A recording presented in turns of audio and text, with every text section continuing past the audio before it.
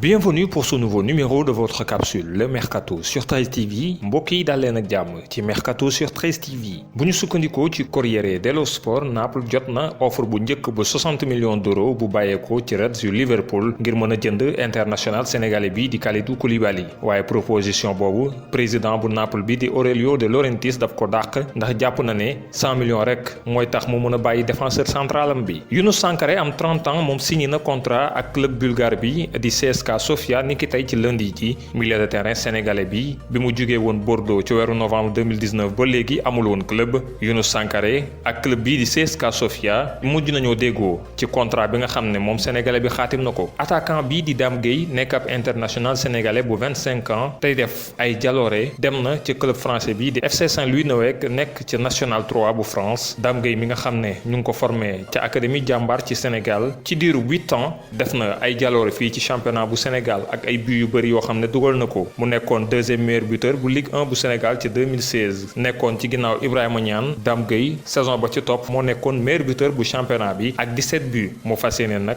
ren ji daal di lancé carrière am ci Europe boo xam ne ba mu fa dalee nekk ba léegi ci club yi mu jot a jaar taxul mu daal di def ay jaloor ya mu doon def Sénégal.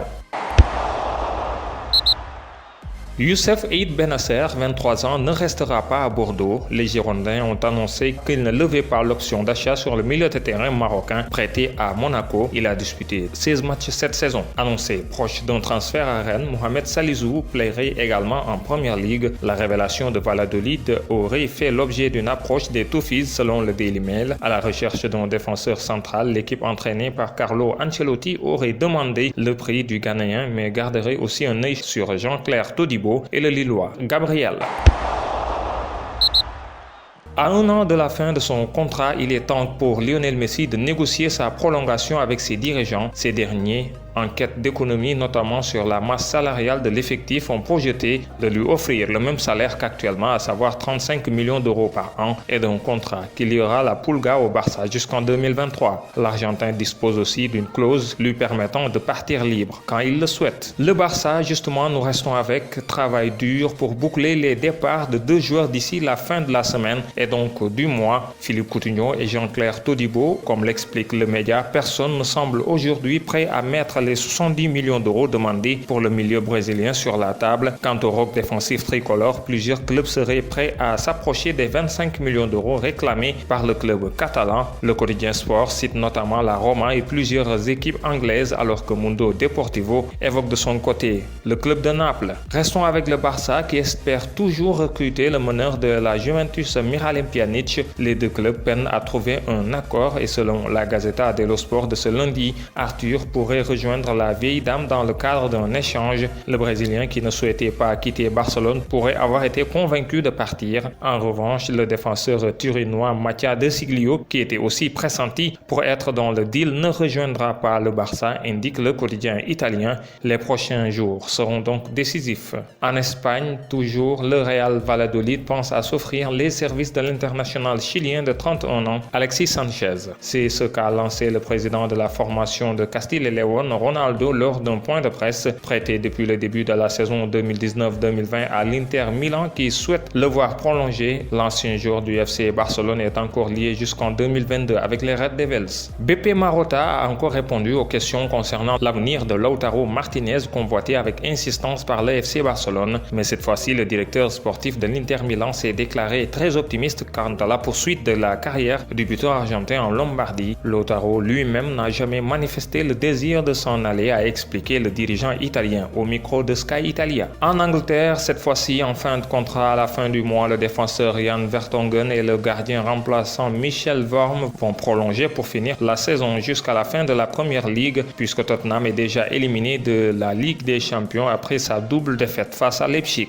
Restons en Angleterre, entre Joe Hart et Burnley, c'est bientôt fini selon la BBC. Le gardien international anglais, dont le contrat avec les Clarets prend fin à l'issue de la saison, ne sera pas prolongé par sa direction. Joe Hart n'a joué que 3 matchs cette saison, 2 de FA Cup et 1 de League Cup. Il a perdu sa place de titulaire en décembre 2018 aux dépens de Nick Pope. Terminons en France où Morgan Schneiderlin, 30 ans, devrait rapidement s'engager avec l'OGC Nice, tout comme Hassan Kamara, 26 ans, le latéral gauche provenant du Stade de Reims. C'est ce qu'a confirmé Julien Fournier, le directeur du football des Aiglons, au micro d'Europe 1 dimanche soir. Les 2 joueurs ont déjà effectué leur visite médicale.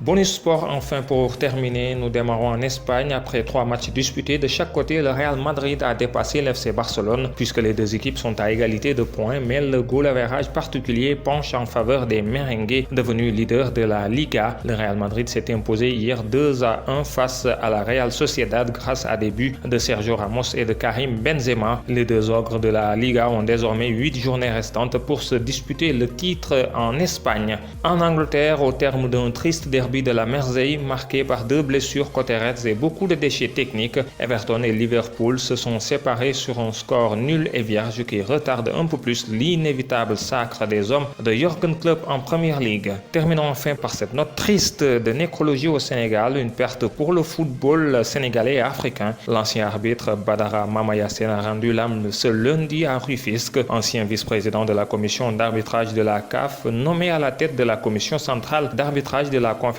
africaine de football en 2017. Badara Mamayassène, également ancien arbitre international, avait officié la finale de la CAN Sénégal 92 qui avait opposé les éléphants de la Côte d'Ivoire au Ghana. Mesdames et messieurs, c'était tout pour ce numéro du Mercato sur 13 TV. Merci de l'avoir suivi. Rendez-vous demain pour un nouveau numéro.